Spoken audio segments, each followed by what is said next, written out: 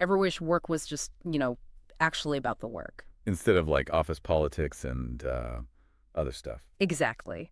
Sadly, today's deep dive isn't about that perfect office I got scenario. like the opposite. Yeah, dealing with difficult bosses. Okay. Buckle up, listeners, because we're going deep on strategies to not just survive, but actually thrive, even with a tough manager. And you know what? It's more common than people think. There's tons of research about this kind of stuff, all these like workplace dynamics. So we're not talking about like venting about a boss who steals your lunch from the office fridge. No, no, we're talking about seriously tricky situation. Right, situations that actually impact your career, your well-being, the whole 9 yards. And to unpack all of this, we're tapping into some expert advice.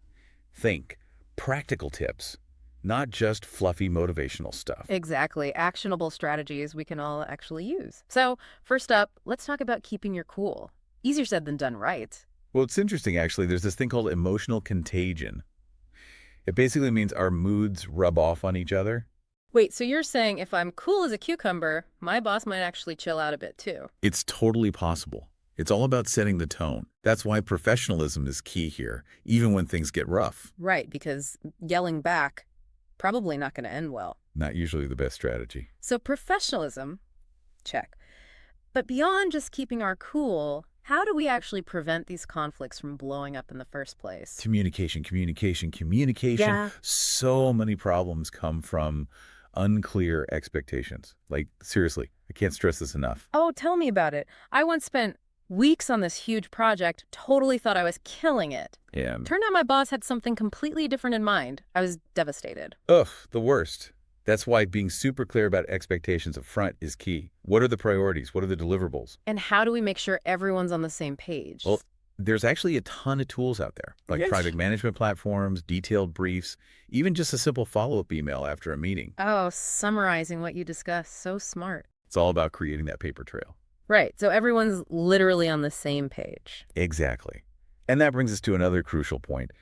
What happens when you do need to voice concerns? Because let's be real, even with perfect communication, sometimes we gotta speak up. You do.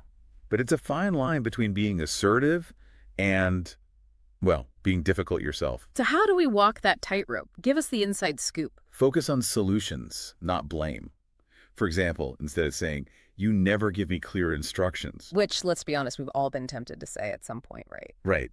Instead of that, try something like, I want to make sure I'm delivering exactly what you need on this. Could we clarify the key objectives together? Subtle shift, but way more effective. Way more. Now, let's talk about documentation. Okay, this is where it feels a little, I don't know, intense. Like I'm building a case against my boss. I get it. But think of it less like building a case and more like creating a shared record. Yeah. You know? So you can both look back and be like, okay, this is what we talked about. So if there's ever a misunderstanding, we can point to the facts. Exactly. It protects both of you. Now let's talk about that dreaded scenario. What happens when you've tried everything and it's still a nightmare? Yeah, the big scary E word. Escalation. It's definitely a last resort, Mm. but sometimes it's necessary. So if we get to that point, how do we approach it the right way? First, think about what you actually want.